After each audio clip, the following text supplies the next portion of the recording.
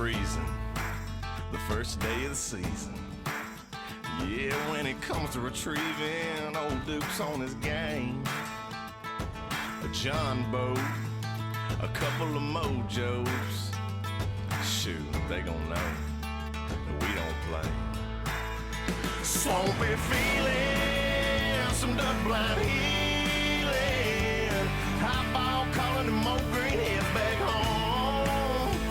Keep your heads bowed, it's gonna get real loud when that 12 gauge choir sings out a holy song. Well, somebody say amen. Let's give 'em black water baptism. Welcome to the Simmons Sporting Goods All Things Hunting Podcast, brought to you by Realtree Outdoors, Browning Firearms, and Browning Ammo. Here's your hosts, Caleb Wallace, Cole Barthel, and Kyle Bearfield. Guys, welcome to episode 7 of the Simmons Sporting Goods All Things Hunting Podcast. We're going to talk a little bit today on some different points of views on deer hunting, duck hunting, some myths that maybe aren't true, maybe half true, some true, and is that why you invited Devin to tell us what's true and what's not true? Because he's the know-all of all hunting things. Really, I don't know why we invited him. I think he just showed up. For the myth. No, he brought donuts. Yeah, that's right. I pulled up this morning. He was here waiting with donuts when I got here, and they were some good ones. We definitely gonna get his opinion, I bet. Yeah, I guarantee it. If we don't debunk some, there will be some new ones when I leave. So we'll go that route. We just want to get into some subjects that you may have learned growing up, some topics and some myths. Some of them are folklore, like Caleb said. Some of them have been proved in science, and you know we get your combs out of your pocket because we may ruffle some feathers on this one, but we fixing to jump into it. Y'all want to start with deer or ducks first? Let's do deer first. Sounds good. Let's do deer first. You know, my favorite one, you know, that I struggle trying to teach people about is that the myth is if you bump a buck, whether it be in the stand or walking in or out or something, that he has fled the country, gone, never coming back. You just ruin your whole season. What do y'all think about that? I'm gonna let Cole start. Well, I don't Devin's gathering his thoughts right now. It might all come out at once. I don't believe it because I've done it so much. That's one reason. And I don't know. I could go story after story of mature bucks. And don't get me wrong, it's not ideal and you don't want to do it, but we can get into that in a little bit too. But no, I'm a definite non-believer in that. I think, of course, less traffic and less times you do bump them is better. Let them feel as safe as possible. But when you do, I would say it doesn't need to be on a continual basis, day after day. But if it does happen, it is not the end of your season. It's not the end of that deer either. Well, you say you bump him, get out of there, let the place be quiet for a day or so. Ideally, yes. Let him get back in there. Whether it's most likely, if you're bumping him, it's some kind of food source that he's coming to or leaving or something like that. Especially if you bump him and he's just in between food source and traveling, I think that's a definite no big. I mean, I'm not gonna say no big deal, but I don't think it hurts you. But the food sources aren't the only. Just be careful with that. But if you do bump him morning, evening, whatever, no, you still have a chance for him. I think deer are worse than people are creatures of habit, because you've heard countless stories. How many stories you heard of people missing a deer or something in the morning, then killing him that evening? Well, that's what I was going to say. I've missed a good deer one afternoon, killed the deer the next morning standing in the same spot. I missed him just the afternoon before. Well, what about this? Hitting the deer and then shows back up on trail camera. Yeah, within a couple hours. Exactly, with blood on. I mean, whether most likely it was an arrow with a bow, but I mean, I think what you're saying, too. I think what you're saying is the continual bumping of deer. I think you condition deer. My opinion, it changes habits. Yeah. You riding bikes in, putting corn out all the time, like those deer.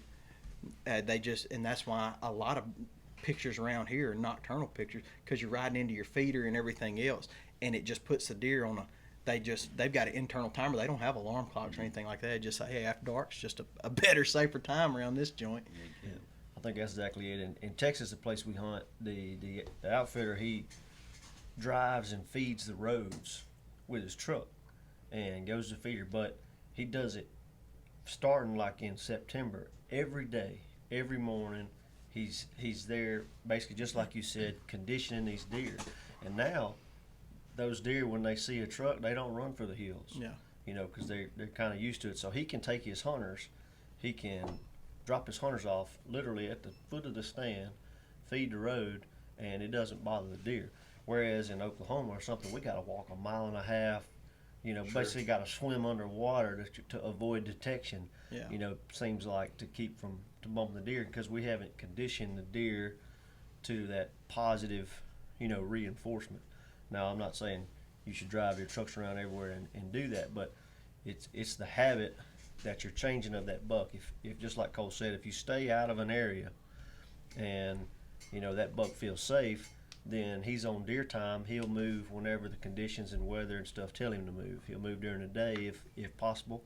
But if you bump that deer, he feels pressured, he feels in danger, he's going to move at night because that's when he doesn't feel this. You know. Last year, and this was, again, this is all wild theory for me. Last year I killed the biggest buck I've ever killed in Louisiana. And I started feeding from 9 o'clock to 11 o'clock at night. No joke. When I went to go put out feed, was somewhere between, I'd usually put my kids in bed, and I'd go ride my four-wheeler down there, put out food in the middle of the night, and I started getting, I'm not lying, I started getting daytime pictures of this deer, and then I killed him.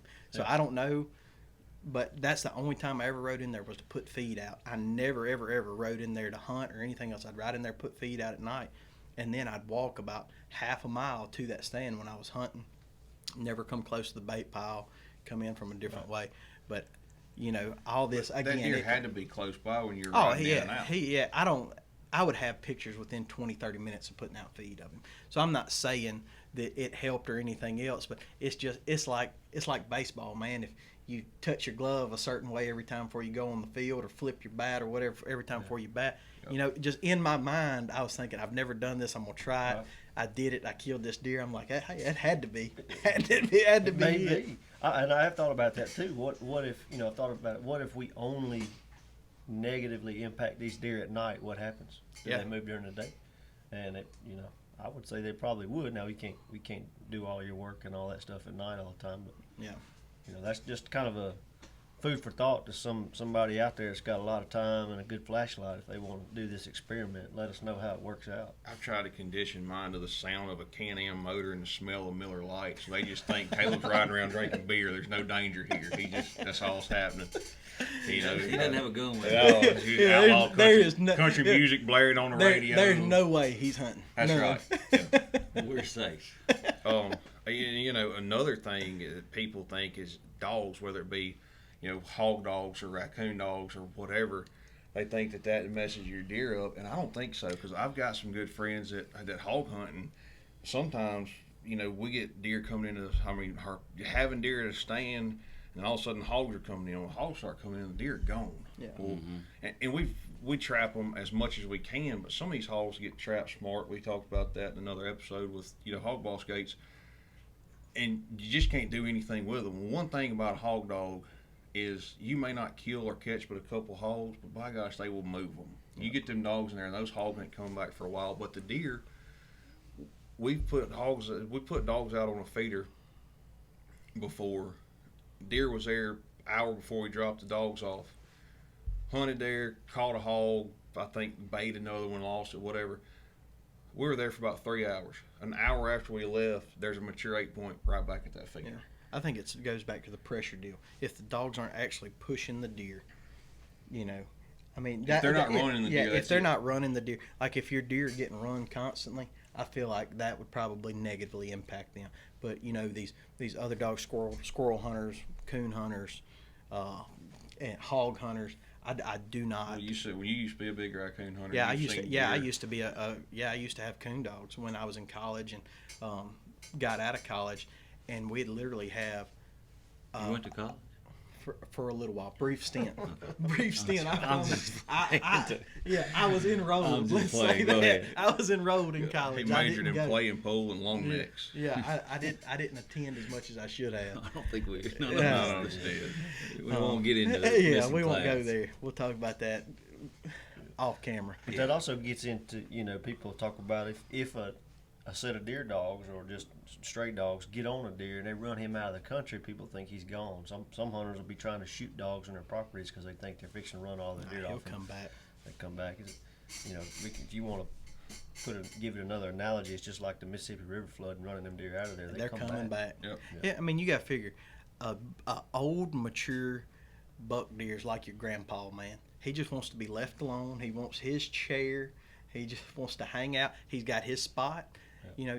The older people later in life, they don't want to move. They don't want to do. They just want to ride it out and be right there. And I think a deer's the same way, man. You might ruffle them up. You might kick them around a little bit, but their intentions are to come because there's a very specific reason they pick to live right there. And they're gonna come back. I Like believe. you said, they're like people, like creature of habits. A couple of weeks ago, hurricane came through, knocked my power out, and we were fortunate to go stay at Mom and Dad's for 4 or 5 days, ever how long my power out. I couldn't wait to get back home. That's a good segue into another myth is that people say that these big old mature bucks have just a giant home range. And the myth is that they travel 10 miles, during the rut and all that. And from my experiences, the older a deer gets, the more he tightens Tighter that his circle circle down. gets. And a Yeah. 2.5-year-old buck may go 5 or 6 miles looking for a doe, in a home range one day, or he'll even up and move his home range. Now we have had, instances where, for whatever reason, we can't figure out why it is. Maybe a 5-year-old deer will be with us, 1, 2, 3, 4. He's always there, and then all of a sudden for a year he's gone. He's vanished. Maybe he just by chance didn't walk by our camera, and he was still there, but then show back up the next year. I know Cole's experienced that on some of his deer, but that's very rare. That's not the norm. Right. And then sometimes we have deer that will live somewhere during the early season, and then they show up on our property, during the rut or late season. And particularly this is out west, and it may be a situation where I think personally, if a deer moves, his home range or relocates for whatever reason, I think it has to be food driven. Like he's maybe eating natural forage and browse during the early season, and then when it's gone, it's gone. He doesn't have any food. He has to move. Yeah. To get close to some Water ag fields or driven. something like Or that. water, that's what I was going to say. Is water, especially early season when there's it's not hot. water everywhere. In different years, get to. that could be different. There might be water in this area one year, and then you have a drought year, and there's not. But I've not killed near the big deer you have, Cole has, but I like to read, and I read studies on collared deer, and it proves exactly what you said. The older a deer gets, the tighter his circle gets, and I think they want to move less and they less. develop a dominance, so they don't have to go look for a doe in another area. 'Cause if a young buck comes in their area, they just put a whooping on him and send him on about his way and stay at their spot there. Come by Simmons Sporting Goods and check out the new A5 semi-auto shotguns from Browning, the best there is.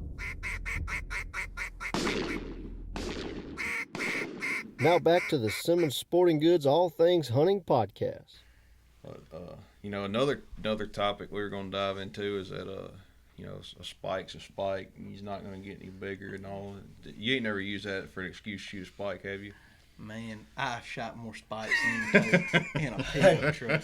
I'm not gonna lie to you. If we counted up the number of spikes that this bar has Not even killed, spike. You throw nubbin bucks in there. Too. nubbin bucks, Oh, 4 that's a points, bad 3 deal. points. And we gonna say it was a long time ago. Look, nothing fries. I ain't gonna say it was a long time That's ago. all- Look, I'm not gonna sit here and lie to everybody. That's always Cole's excuse. Anytime he owns up to doing something Long wrong, it's time a ago. long time ago. Shoot, Like even long a time ago. long time ago. Mine was a long time ago, but hunting has evolved. Obviously, back in the early '90s, the Marlboro Man was still the coolest man on the planet. Heck yeah. And if a buck had horns, you killed him. You didn't shoot And those. you were proud of it And too, heck man. yeah. I'm telling you. And I Have 'em miss strapped across those. it- have 'em strapped honestly You across shot the the hood, go first with deer tail. that went into the food plot, and a lot of time it was a little yearling running out there. I was guilty of that. I'm serious. Oh, man. First deer that came out, pow. Hey, How many no bucks did you kill before you killed a doe? Or I killed 7 bucks before I killed my first doe, and 5 of them were Novum bucks. That's not a lot. nothing fries up better than a bull yearling about a 65, 70 pounder. You just throw him over your shoulder and Yes, go. sir. Yes, sir. Fillet him like a I prefer to bass. shoot the female, but That's right. Hey, I'm gonna tell you, the last spike I killed, it was about 3 years ago, and I was bow oh hunting. my gosh! And I swore it was a was doe. it on accident? Oh, okay. Oh, yeah. All right. I swore it was a doe. It walked out. Man, why are you spike Let's- shaming right now? Look, this man was about to let's- spike shame me. All right, he walks out. This spike walks out at 25 yards. So no, Devin's it's probably it's getting dark. It's getting dark, and it blows and takes off running. Well, it comes back out at 52 yards. Man, I'm sitting down clicking that thing. I was like, I think I can do that. So I draw back and I shoot, and I smoked it, man. And it ran and hit a fence, and you could hear it breathing. You know, I mean, it was awesome. I called a buddy of mine. I said, man, I just made the longest shot ever. Man, I just killed a doe deer at 52 yards. And I walked up to this deer. Man, they was about that long. And I just stood there and looked at it. It's just one of them deals. Hey, no joke. I quartered it up right there like I was elk hunting. And I cut him up, took everything I could off. I was within 100 yards from the truck. I just cut it up, take meat to the truck. I didn't carry the whole body. I didn't drag him out. I was so embarrassed.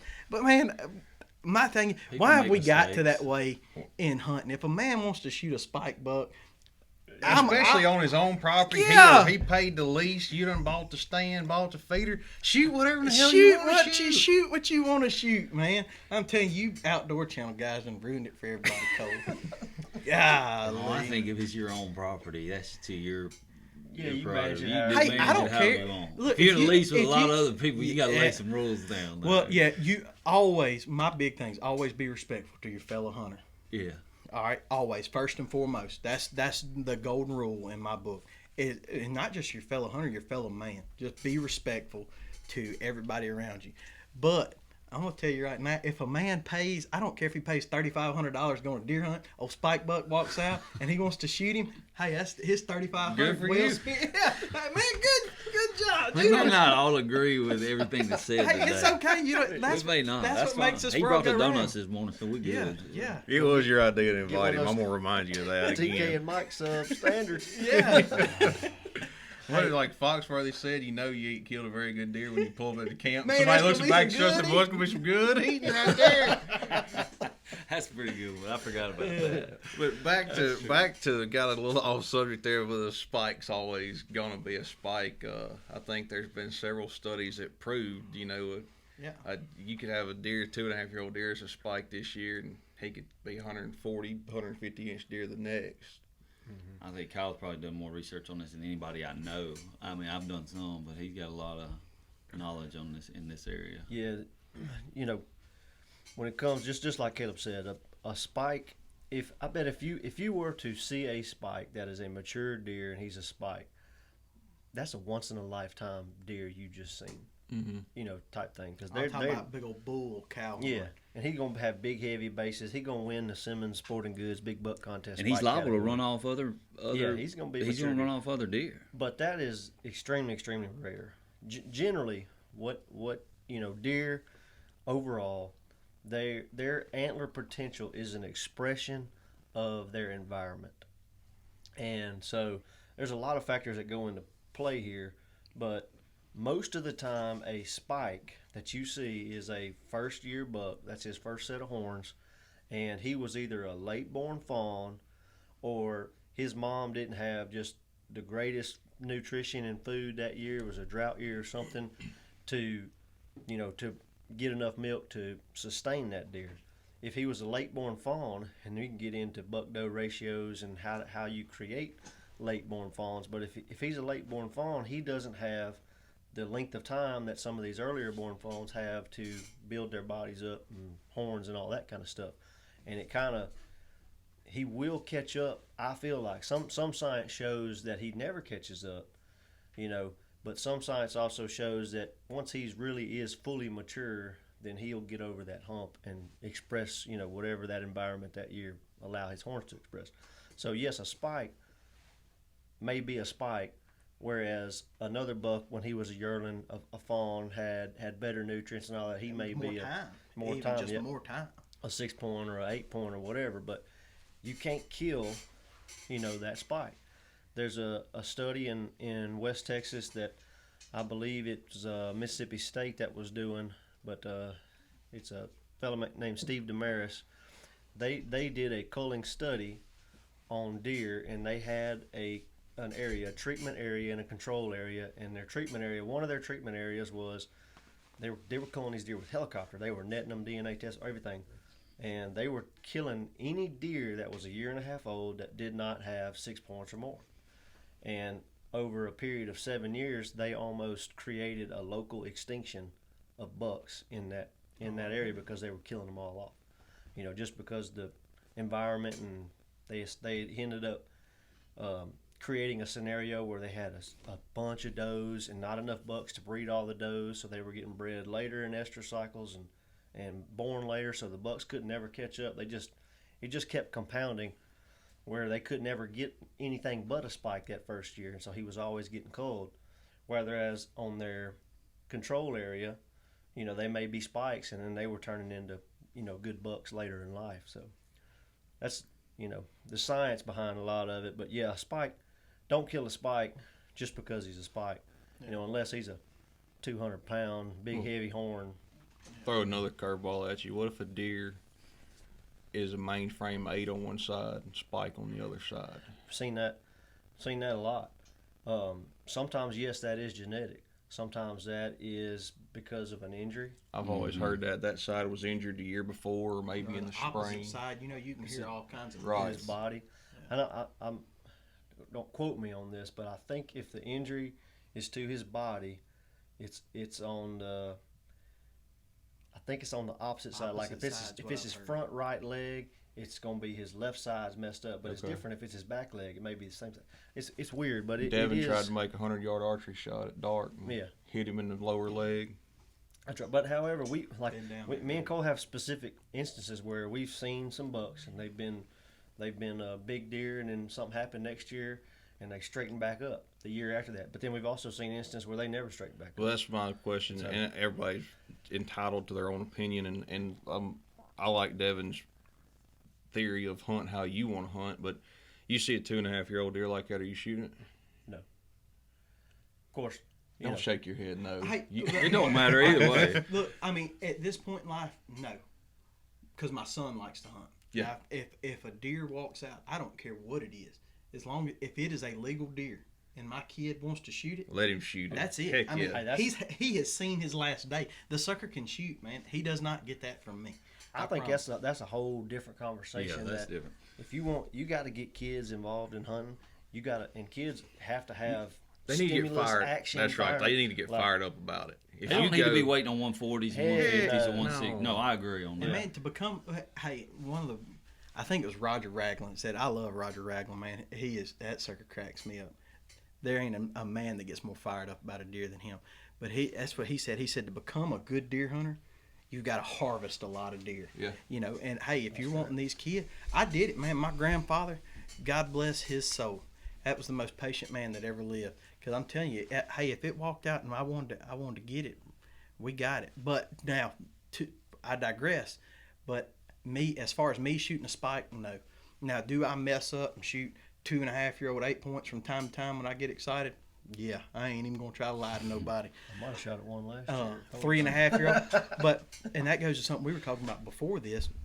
You're culling these 1.5-year-old spikes, but that deer still has realistically 4 to 5 years before he reaches max maturity. That's why in the Northwest, these places that have really good management, programs in place are killing these just gigantic deer. Because I've read a lot of studies. I like to read stuff like that. It shows the antler growth between 4.5 to 5.5 and 6.5 is the biggest jump. One of the biggest jumps they'll make, because that's when they pack on mass.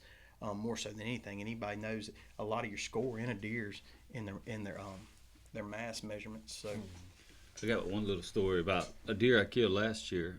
He was probably 7, and I had him since he was 2. No joke. And I got footage every year to back it up. My wife wanted to kill him at 3. She shot an 8-point in a food plot, and he was a 7-point that year, and you could just tell he just had everything you wanted and he never got over an 8-point. It was an 8-point. Mm-hmm. But I'm going back to the injury, and we'll go a roundabout way to get to the injury. Well, I tried to kill him from basically 5 for the last 3 years. It just didn't work out. Was it 2 years ago? I was hunting. Make a long story short, I shot him, hit him low, in the chest, brisket. Thought I drilled him. Thought I hit him good. Rifle. Hey, all of those hair everywhere. He's borderline 150 inches that year, probably. Right at it. 150-inch 8-point. Beautiful deer. The next year, got footage from this. Greg was filming me. Kyle was. I remember 2 different times. He bust out, and he's still at 8-point. Maybe 115, 100. Went down. Didn't see him as much. Body got weak. He got weak. I don't know if it was because of the shot, if that laid him up and he didn't feed as much. I don't know what it was. Yeah. Didn't see him as much the next year. Could have shot him, and I said, man, what's the point of me shooting this 115-year-old deer? I know he's 5 or 6 right here. Should I shoot him at 100? He's 115 inches right now.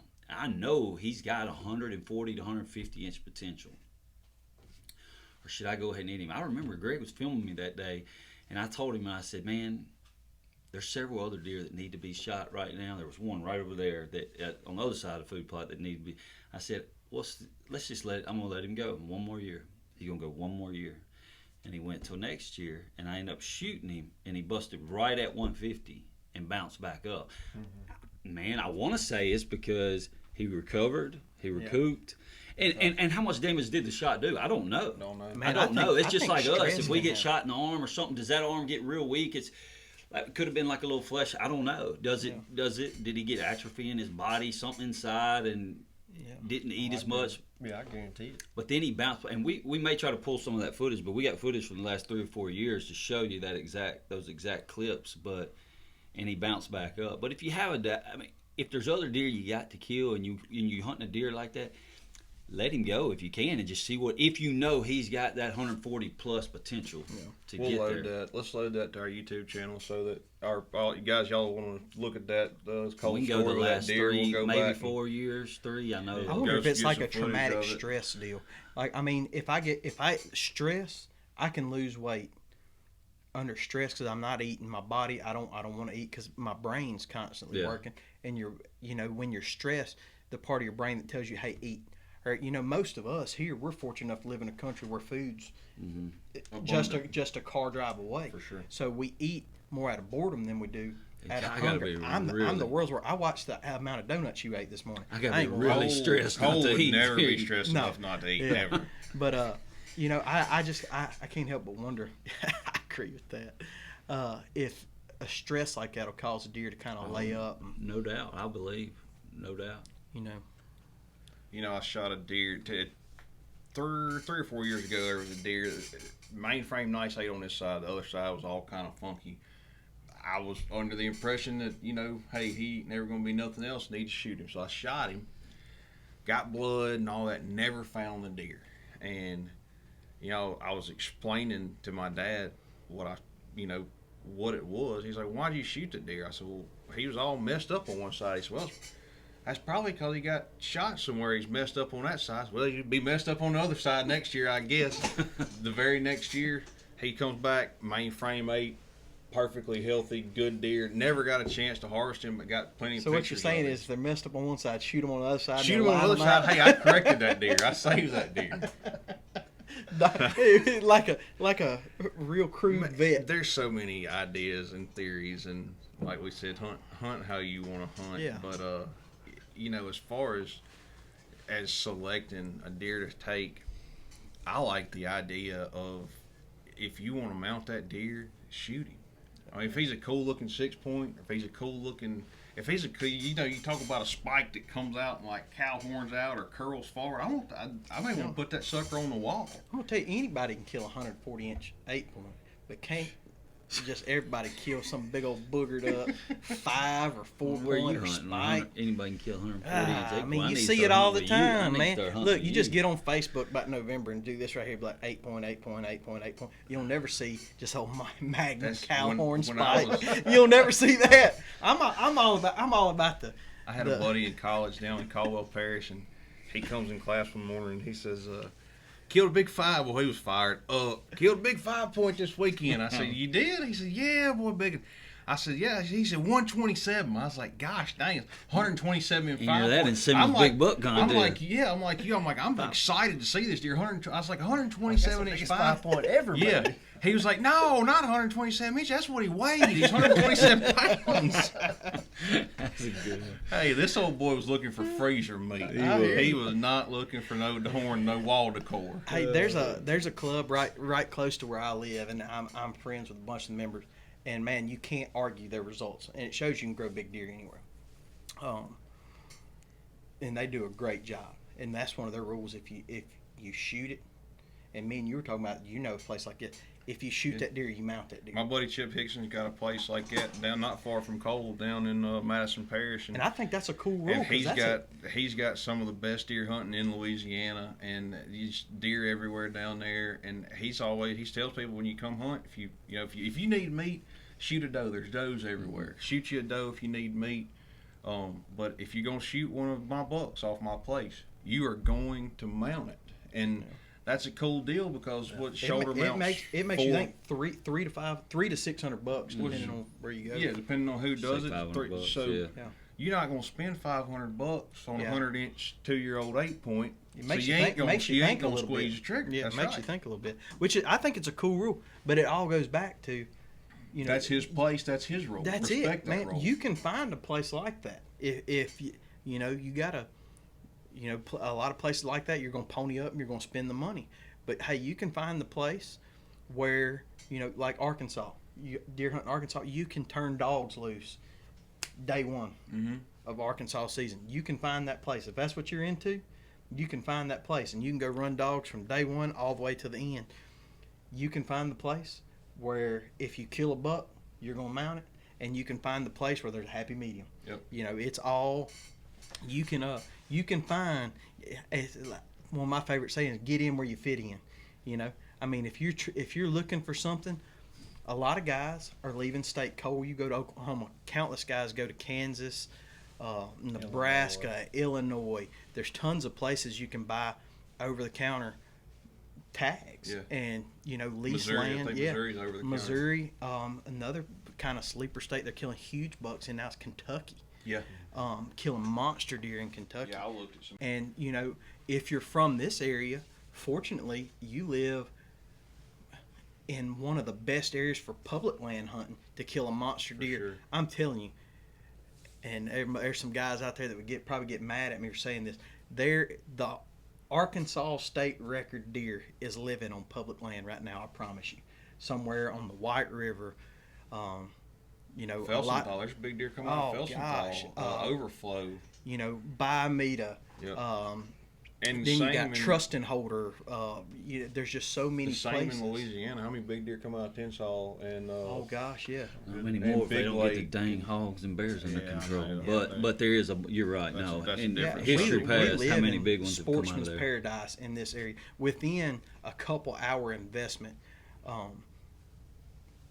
you can be on public land hunting really trophy deer. You might be bow hunting. A lot of it's bow hunting.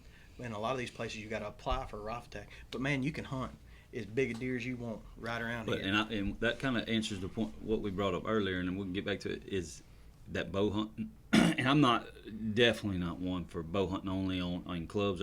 I love to rifle hunt too, but what bow hunting only does, it allows your deer to get age. Oh Allows yeah. them to survive. The public Yeah. land. Why is there so many good deer in Tensall, White River, Mississippi River? All this. A lot of these clubs are public land is bow hunting only. In my maybe opinion, they got a 2-day rifle season. Yeah, and that's why or deer a in the draw, Midwest a are draw getting- for a and muzzleloader or exactly. something like that. Our season in Louisiana is the most liberal season. Entirely. Oh, Our yes. rifle season. I is like it. Don't entirely- get me wrong, but Entirely if too long. you can it. I mean, when I tell people we go from November October. The middle of November. End Well, of yeah, October. I'm talking Over- rifle season. Oh, Well, they over like here- go crazy I mean, you're in area 1 till the end of January. You're in area 1. We're in area. Me and Devin over here in area 2 in Louisiana, It starts last Saturday in October, rifle season.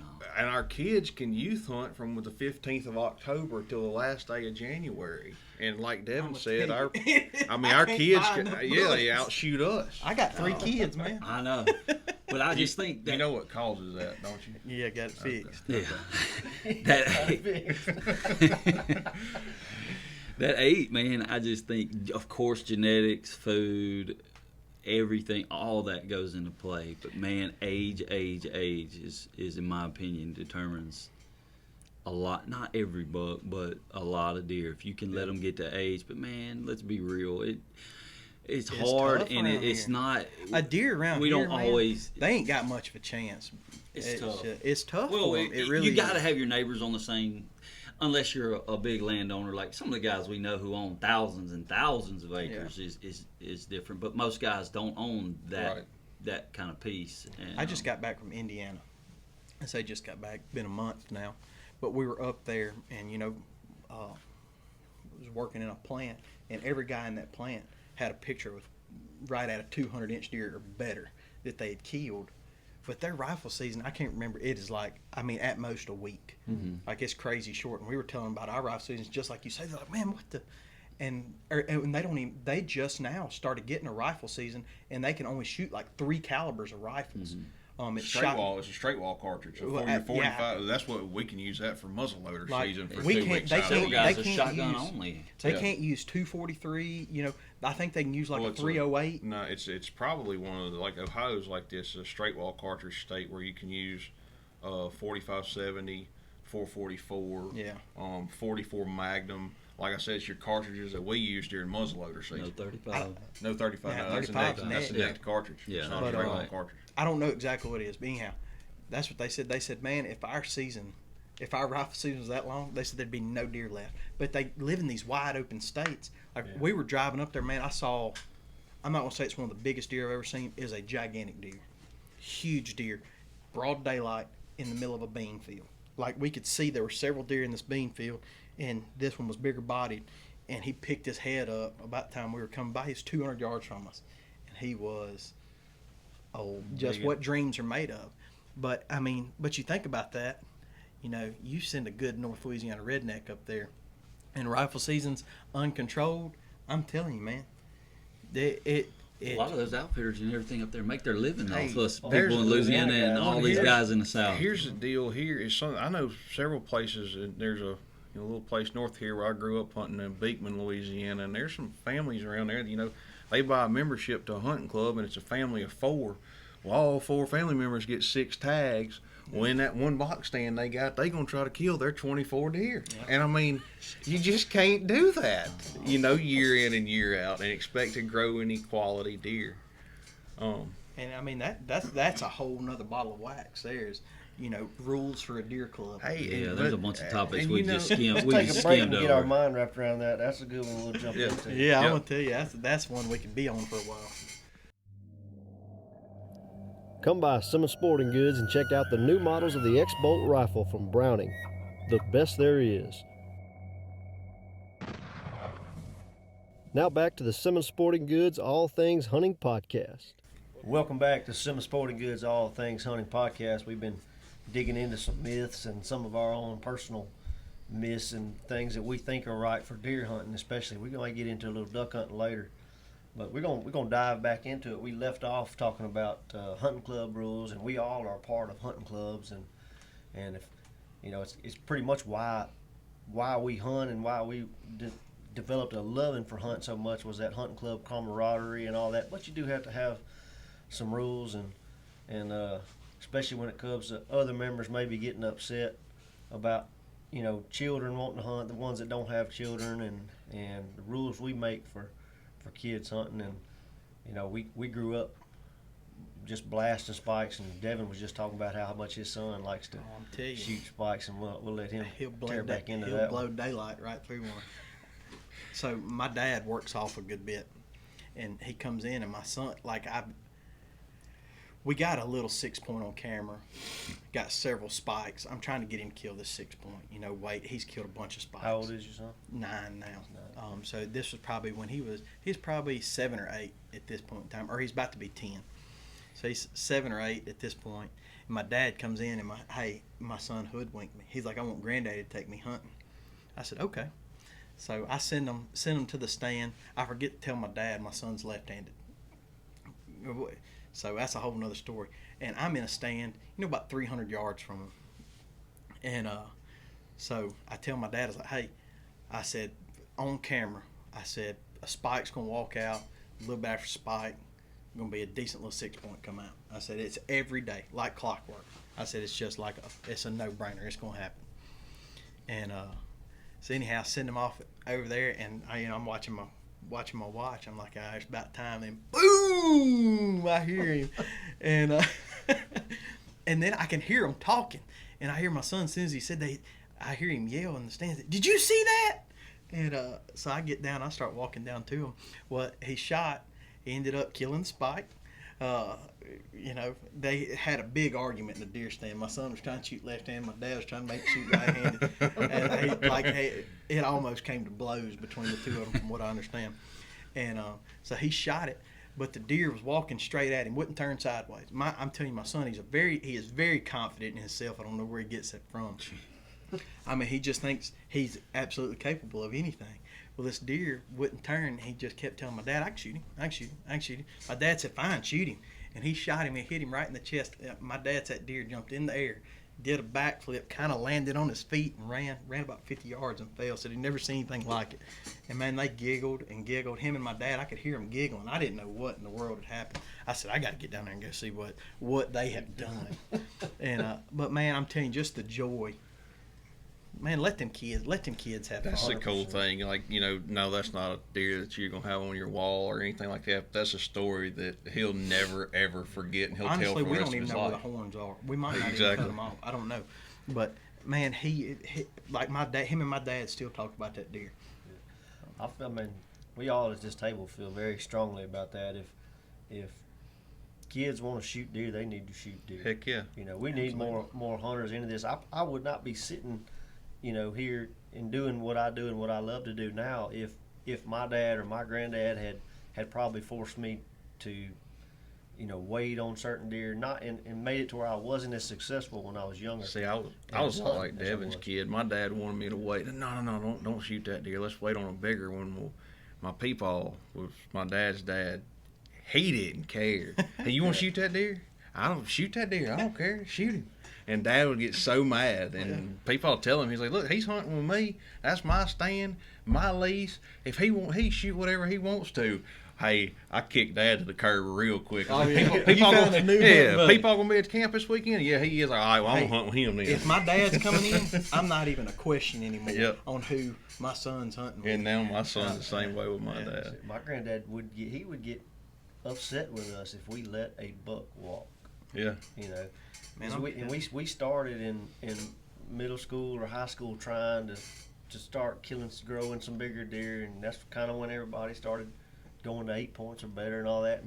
And my granddad, he was, a good enough man that he didn't want to upset us, so he would play along sometimes. But if it was Dad buck, you're supposed to shoot it. It got so bad. Dad was the club we were in at the time. Dad was the president of the club, and so Dad made it like $100 fine if you shot anything smaller than a 6-point. Well, I think my granddad went to the bank first of the season, got like $2,000, and just put it in his safe right there by the bed. He's like, "You want to shoot that 4-point right there?" I was like, "It's gonna cost us $100." Yeah, I got plenty of money. Go and shoot it. And I guess I'll start it by saying this. We're talking about earlier about killing spikes, or will they grow into big bucks? Yes, they will. But, it's hard to do any sort of management program on your average property without your neighbors being involved. And most people are always thinking, well, if I let this buck go, he's going to cross over the fence and get killed, so why am I going to let him go? how many times have we all heard that? Oh yeah, and I thought this too, and I can just remember a specific scenario where I ran into we had my hunting club in Northwest Louisiana, and then we had a neighbor hunting club that was bigger than ours, and basically I ran into him at the gate one time and started talking to the guy that ran it, and just it was kind of like we were at odds with each other for so many years because it just didn't get to know each other. It's crazy how that happens. Is Yep. you become enemies And with you the think guy you that know you him, you never met You him. never even talked Yeah, to the and guy. you've never figured out what kind of human he is. And a lot of times, I mean, we're all hunters. We got Right. way more in common than what we think. But you're man, that guy, sorry rascal, my sorry neighbor boy, he gonna let the air out of They this. shoot every day. Yeah, he gonna let the air out of this one if I let it go. But And then, That's so what we my were- neighbors say about my brother. Like, gosh, dog, Cole shoots every time he goes hunting.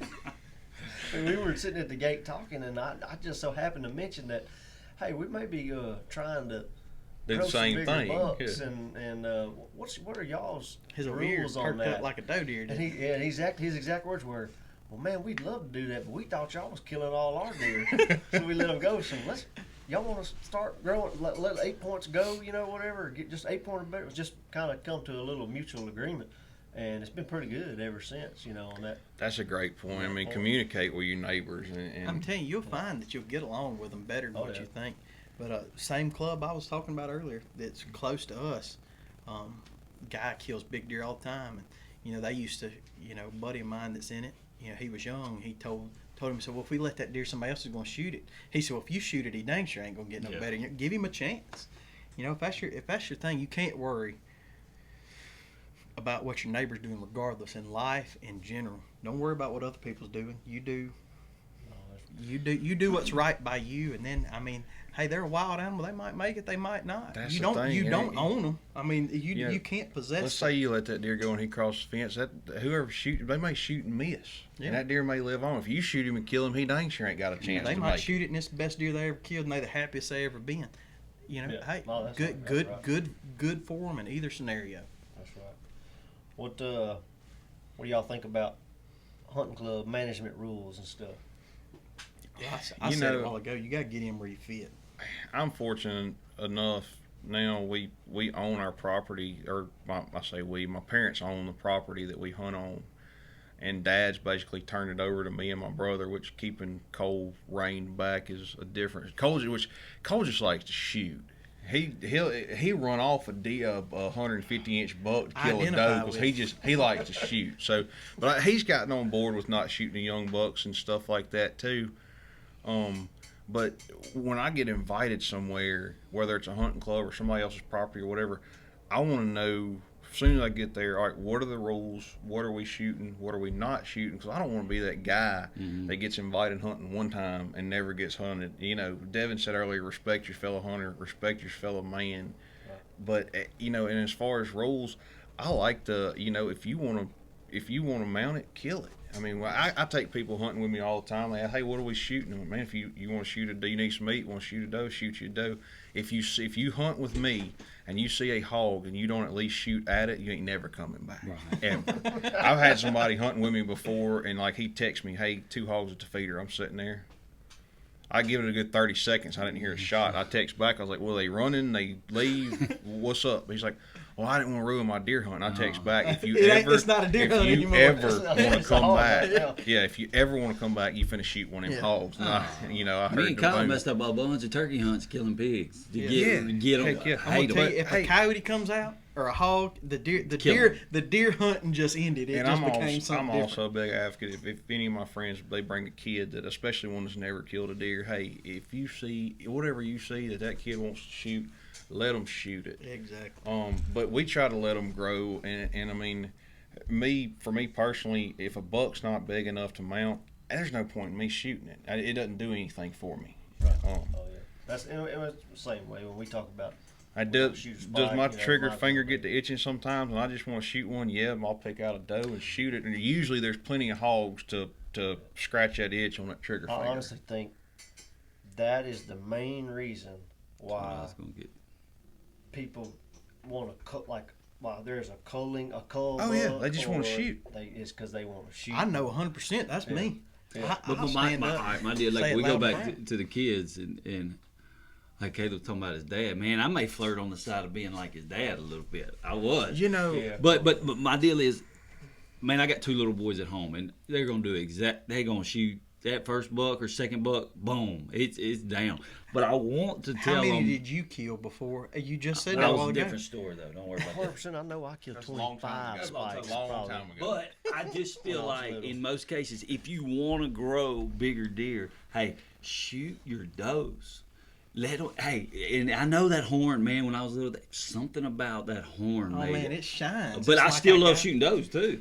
But shoot your doe instead of shooting that 3-year-old, 8, 9, 10 point, whatever it is, if you can help it. If you can help it. I'm just saying, in a perfect scenario, man, if you just really want to pull the trigger, kill your doe. Jackson's 7, and so he's going to start. I got him a deer rifle for Christmas last year. We made a couple hunts toward the end of the year, and he killed a doe right at the end. Because he told me when he got his deer rifle, he had a pretty nice buck on camera at his stand.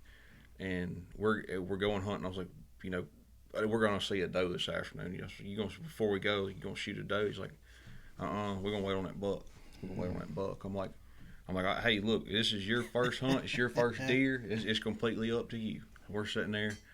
Some does walk out. I'm like, look, there's them does. We knew it was going to come out. I said, you still want to wait on that buck? He said, let's bust one of them nannies. I said, I knew. It was getting dark and trying to get him propped up. It was his first time. But anyways, we missed, and he was all down and out about it. And I told him, I said, son, I missed like 9 times before I ever killed a deer. This ain't no big deal. So now going into this season, he's telling people, he's like, I got 8 more tries before I got to hit one. I'm like, let's don't have that mentality now. Let's try to kill the first shot. He was 6 at the time last year. Well, but he just turned 7 this July. And he killed one at 6. No, he missed one. That was. Well, I'll say this. I thought for the longest, I said, man, I killed a spike when I was 7, a 7 point when I was 7, and a spike when I was 7.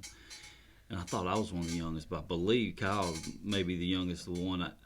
How old were y'all? Weren't you 6? Yeah, I was 6 when I killed my 5. Seriously? Never mind. I got whooped then. Yeah. So he's 5 years old. I mean, it wasn't much further than here at the gun counter. I mean, we was hunting in a bow stand, a ground blind. Yeah. And he missed one. And then another one walked out 5 minutes later and he killed it. No, that's awesome. I still can remember the first deer like it was yesterday. I missed the same deer. I seriously, I hit it on the ninth time. I was hunting with Dad. Doe, yes, I'm serious. Doe comes out.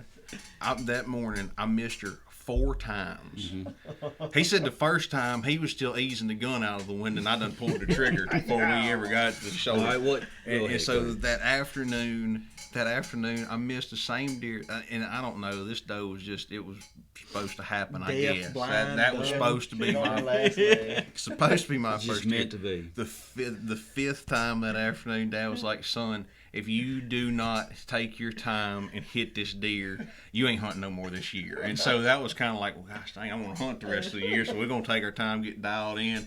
Hey, right in the old breadbasket, son. Right. She went about 300 yards through the thickest briar thicket there was. What gun was your first deer? It was a 250 Savage. It was an old Model 12 Classic 250 Savage with a loophole. I think it had a fixed 4-power loophole on it. Mine was a 30-06. The 30-06 with the scope came back and hit me and almost had stitches in my head. I was 6 years old. I killed my first deer in Turkey. I was 6 years old.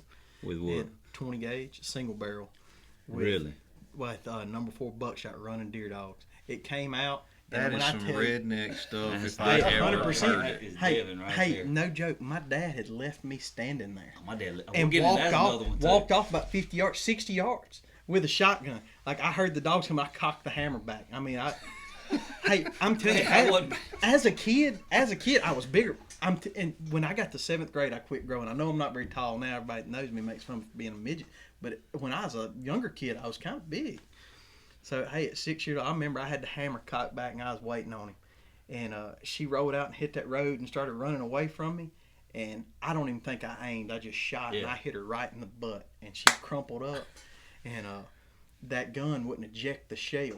So my dad kept a 270 shell in his pocket. We'd break it open, drop that 270 shell down the barrel, and knock the shell out. Put another in there, and I ran up and shot her in the Pretty good story right ran there. up there and shot her again. I shot her in the head. Dad's a shooter right in the shoulder. And it was terrible. I couldn't even take a picture with my first deer. It was terrible. It was awful. What was your gun? I forget, Kyle. 243. 243. That's what my son's was, 243. Yeah. And then I got a 22 250. No, you was I think in it high was- cotton then. I think it's illegal to shoot a deer with a 22 caliber. No, Or it has to be 22 it has or to bigger. be like a 204 is illegal. It has to, in the state of Louisiana, it has to be a center fire 22 caliber or larger. Yeah. I knew you could hunt with 223. For about 5 years of that gun, I was burning them down. Oh, I guarantee you. One morning I got cold out of a stand that's still standing today. It's called the Scorpion at our camp. It's got a bunch of pipelines and roads that come together. And I got down and I walked to the gate. And when I was walking back, there was a 4-point and a spike fighting in the pipeline, like just bumping heads. I shot the 4-point off the ladder, climbed up in the stand. The spike had done run out and stopped. Look, I gut shot the spike and never found him. I shot both of them. He's killing the herd right there. That herd's gone. No, that's I'm more. joking, man. I was I'm probably joking, but 9, seriously. I bet then. Yeah. All right, what about this? When it dawned on me when Devin said his dad dropped him off. Man, I got stories of, I used to love hunting with my dad. My grandpa too. Yeah. And my dad. But boy, when I got to that age where my dad started wanting to hunt by himself and he would drop me off, or if I had to walk to that stand in the morning or eat, I will not lie to you. It was, I was like, I questioned my dad's parenting skills. I did too, and I'm like, coming down, I am guilty of getting down out of that stand a little early just to get back to that truck or four. Hey, I've called my dad to come pick me up. I hear hogs. My and dad stuff. used to get mad at me if I did not want to walk to that. He would get mad at me. Worst thing I had to Dad face my did. fears as a young man to get to the deer stand. We were raised. I would When I never get to let the my deer kid- stand, I didn't care if I saw anything. I was just so happy I made it. Yeah. Yes, the worst thing that we ever did, or that Dad ever did, was he got us Motorola walkie-talkies. Yeah. You know, Oh, God, now you everybody had text each other. He Oh, got he the did the same thing. Oh, walkie-talkie. it was the best And I times mean, in life. it wouldn't even be daylight. I'm like, come here, hey Dad. He's like, what? You see anything? No, son, it ain't daylight yet. I'm like, well, okay. I'm sitting there. Hey Dad, there's a doe at the feeder. Okay, good. I was just like, That's probably back when it was doe days, man. Y'all remember doe days? sir. Oh, God. We were in D-Map, and Oh, so yeah. we had. There weren't doe Y'all days, were but rich. we had. I don't know about that. We had doe tags, and I tried to claim. I'd ask every member at the camp. I'm like, "You gonna use all them doe tags? I may need an extra doe Like tag. an egg, man. Let me Heck get yeah. one of them doe Get tags. one of them doe tags about you. Hey, I'm telling you, I could tell countless stories about them walkie-talkies. That was the best times, man. My brother had just started hunting by himself, and it wasn't doe day. And he was hunting in a stand, and me and my dad were half a mile from him. And my brother comes over, ready, hey, Dad. My dad talks back, he's like, 3 does just walked out. Dad said, okay. And it's about 30 seconds, he's like, you care if I shoot one of them? Dad comes back and said, no, it ain't doe day. Okay. About 30 seconds later, you think we get caught? And, Dad said, hey, it's not doe day. We ain't gonna shoot one. And I'm telling you, it's about a minute or two. You, boom!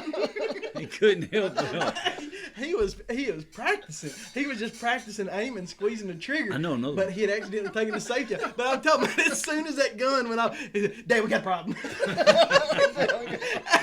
And there was does standing everywhere we were. Dad said, got him out. He said, you might as well shoot one too. Hey, I unloaded shooting at him. Didn't hit. Like Caleb said, I couldn't hit nothing, man. I was notorious. Oh, when I was a kid. we didn't get into that, but did y'all miss before you ever killed one? Oh man, I still For sure, I did. But But I hit everything. I hit everything. Boom! I got him. That's what they said. That's what I missed everybody that used to make fun of me because I'd say I got everything. Yeah, they said the gun wouldn't even be done going off him. I got him. That was my problem. As soon as the gun went, the gun wouldn't even be gone off yet, and I'm raising my head up out of the scope looking at it. I get him. We get him. Yes, raising that head up like Man, that was the like you can best see time. better. I wish I that could way. go back and live through that one more time. Heck yeah. 100%. I remember getting back to camp one morning and they were asking me, "Was that you that shot?" Mm-mm. And, this one I said, "Yeah, I shot a spike." At this point, I didn't know if I hit or missed. And they're like, "Well, we don't think you hit because you cycled that bolt like a semi-auto. You couldn't have been aiming." Oh, that is a good memory. Man, I'm telling you. We'll take a quick break and come back one more segment and we'll wrap it up. Yep, sounds good. I'm telling you, I could sit here. You brought back some good memories when you talk about them Motorola walkie-talkies. Oh, yeah, I got some stories I could tell on that. Dude, Oh, God, walking to the stand because ours had the antennas come off, and you talk about that walking to the stand by yourself. Oh, yeah, Hey, you trying to get there? Well, I got in the stand because I had on a pair of like camo cargo pants, and I had my Motorola in there, and my antenna was in there too. Well, I got to the stand and I couldn't find my antenna, and boy, I was freaking out because I wasn't able to talk to nobody. Hell, I just walked back to the camp. Screw it. Hunt's Hey, done. you know what is miserable though? Going to the deer stand in the morning and not knowing what time it is. Yes. Hunting without a watch or not knowing. It's the work. When your dad just And sends you don't know if it's not 8 knowing o'clock when or the sun 10 was o'clock, and you're like, I hate not knowing what time it is. Yeah, not knowing when the sun was going to come up. Yeah, I hate not knowing how long I've been sitting there. What is it that distinguishes the best? A wanting to defy reason, disrupt industry, and captivate the imagination. To be better, you should look further, dream bigger. Aspire by Bandit. Superior. Hey guys, welcome back to the Simmons Sporting Goods All Things Hunting podcast. And while we're on the subject of selective, what you shoot and what you don't shoot, Devin, if a mallard hen comes I'm talking about does it right in the decoy's feet down, you shooting? May she rest in pieces. That's what I'm going to tell you right now. Exactly. All day long. You already got the bacon and cream cheese in the refrigerator I waiting. promise you. Wait, and there's a lot of people don't agree with this. If a big bunch comes in, I'm gonna try to shoot greenheads. Sure. I mean, I honestly do. But I promise you, the law allows you 2 of them, and I've walked out a bunch of days with 2 of each. And hey, there's no shame in my game, Not at all. and not even a little bit. And then I mean, we get to talking field hunting. I'm an equal opportunity employer. Mm-hmm. You know, if it's within the law. Ducks, yeah. Yeah, Duck I mean, hunting. there's been countless studies done on that too, and that's why the limits are the way they are. There's more studies done on ducks than there are deer. The limits are the way they are because, For a reason. Yeah, I mean, now if every man in the world shot 2 mallard hens every day, went hunting, I'm sure the rules would change. But the rules are there. I'm telling you, Like you said, a do big what makes you volley, happy. big volley comes in, you trying to shoot a greenhead, but after that I'm first shot After the rings first shot, out, and it's all. it's chaos. Yeah. Yeah, I'm gonna tell you, I look for a minute and then I go colorblind. It's just I'm colorblind anyways. Every time I go. yeah, I'm telling you, they ban more of them hens than they do drakes. You know, that's another. I know we kind of got Trying off to get off that the rusty deer greasy. and over to the ducks, but color blindness. You know, that's something I've been told that my whole life. All deer cut. It don't matter what you ain't got to wear camo. You can wear camo. What deer colorblind? And there's been a lot back in the good old days. There's a lot of good deer taken with just a plain plaid flannel shirt and a pair of Carhartt pants or whatever. But you've done a little research on that, Yeah. Kyle. Colorblind or not colorblind? Deer are colorblind, but it's in the red and green spectrum.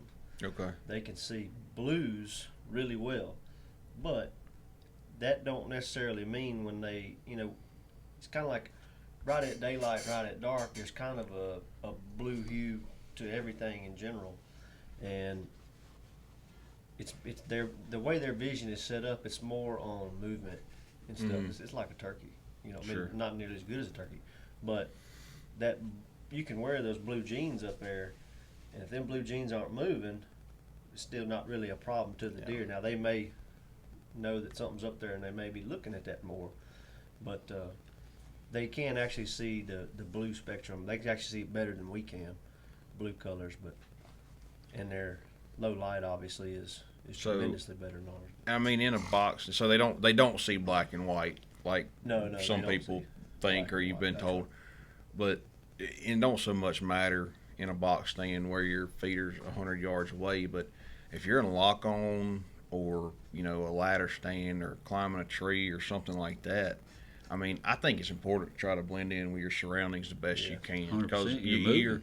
you're gonna move. You're gonna look You with try rangefinders, not binoculars. to move, but like Cole said, you're fiddling with your gear, or your nose itches, or you swat a mosquito because you forgot your thermocell, or you're gonna move. So I think it's important to blend in with your surroundings when 100%. you're bow hunting and you're up close with those deer. 100%.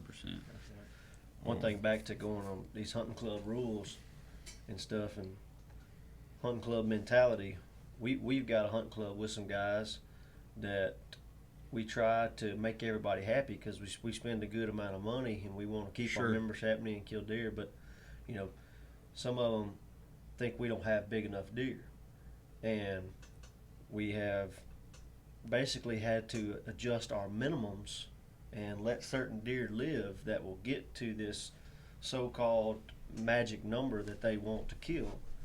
And when it comes to rules and hunting clubs, and what I've seen across everywhere I've hunted in my life, is that for the most part, whatever minimum you establish as your minimum deer to kill size, That's where it rides. that's where the deer you're gonna kill, that's where most of them are gonna be. Yeah. If you go 6-point bear, you're gonna kill a lot of 6 points. You go 8-point bear, you're gonna kill a lot of 8.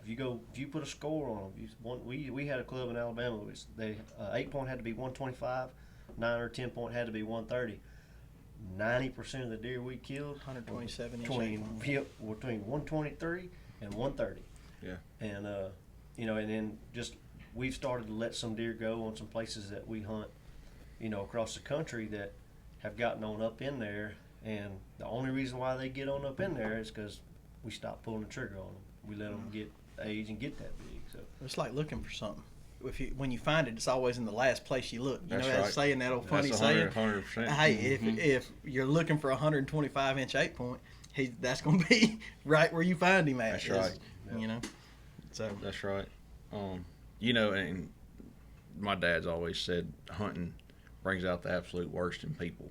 Just from, over the past, inviting people hunting, you ask them not to do this, not to do that. And I've seen it.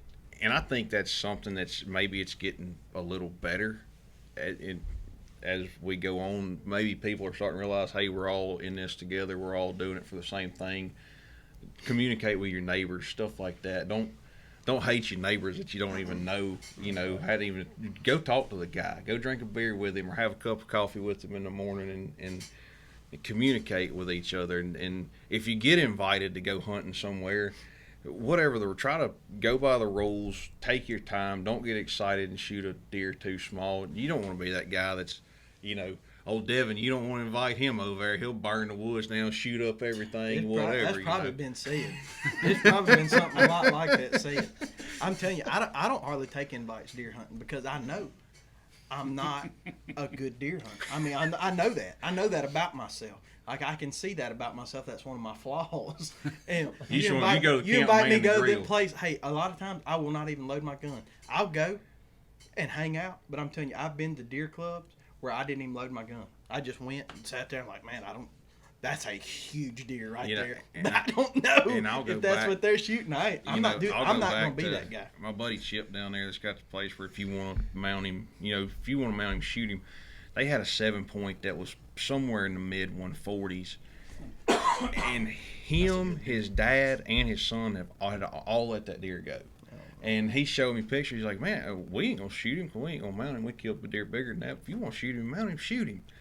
I could have killed that deer. He was 100 yards broadside, stood there in the food plot for 30 minutes that morning. I just couldn't make myself do it because the guy that owns the place had the opportunity to shoot him. So did his son. So did his dad.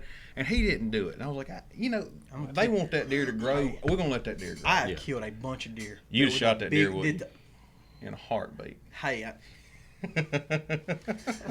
Hey, but I've killed a bunch of deer I thought was the biggest deer I ever killed in my life, and then I got down there and it was a different deer. ground shrinkage. Yeah, it's a different deer. Like, man, I just shot a good, and then get down there to that ain't the deer I killed. I don't know. I don't know if you shot that one, but that ain't the one I shot. You know, and I know that about me. You know, I mean, nobody knows you like you. Yeah, and right. if you know you're that guy, just be careful. And it goes back to what you said about don't hate your neighbor. You know, I obviously do probably a lot more duck hunting than I do deer hunting. Although I live at my deer lease. Mm-hmm. You know, I mean, literally all around my house. So I do a bunch of deer hunting, or I do a bunch of sitting in a deer stand. Don't hate the guy that's just through the woods from you, because you've never met him. That might be one of the best men you've ever met in your life. But man, I'm telling you, we got this mentality, and I run into it hunting with people, and I've been that guy. Honestly, just mad at somebody because they right through the. They're out there trying to have a good time too, man. Go have you a good time. People get the mentality that they own those deer. Oh, and they own the ducks. And if they're not killing their ducks, they're not having a good time, man. We have lost as hunters. I think we have lost what hunting is, and we need to get back to that, man. And just enjoy what God created, man. We are so crazy blessed and fortunate to live in a country where we can hunt, we can have guns, we can buy ammo. We're sitting in a room that is absolutely slam full of ammo, and you can buy all of it you want. At Simmons Sporting Goods. At Not Simmons everybody's Sporting got. Goods. Not everybody's loaded up I'm with telling ammo you, like look, that. you need it, they got it. Simmons right Sporting Goods and SimmonsSportingGoods.com. But yeah, that go enjoy hunting. I've never been a big squirrel hunter, and last year, me and a buddy of mine, he said, "Hey, you want to go squirrel hunting with me in the morning?" Yeah, sure, why not? We walked. Well, instead of going separate relays, we walked there together, and we shot the bull and told old stories. We killed one squirrel. We chased this one squirrel through the White Oak Creek bottom up there, just south of Beekman. I don't know. We must chase that squirrel 2 miles and shot 3 boxes of number 6 long brass. It sounded like it sounded like we were shooting doves. Hey, shooting him 100 yards though. That was probably the most fun Oh yeah. hunt I've been on in a long dang time. I'm telling you, we are so lucky and fortunate, and I know a lot of us in this room realize that, but people now find more to argue about and be bitter about than to be happy about. Man, we are the luckiest people, and it could be gone in a heartbeat. 100%. I mean, these rights could be gone in a heartbeat. So hey, enjoy it while you got it. Go have you a good time. Go see your neighbor, slap him on the back, walk through the woods, talk to that man before daylight. Take a thermos of coffee over there and offer him a little bit. I'm telling you, you'll be amazed at the friends you'll make if you'll just be friendly. We're going to wrap this thing up, guys, on the video version of this podcast on our YouTube channel. Go subscribe, Simmons Sporting Goods, All Things Hunting on YouTube.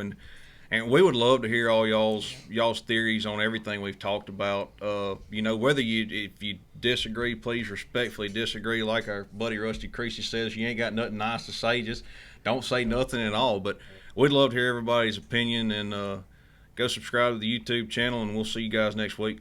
Thank you. And thank y'all.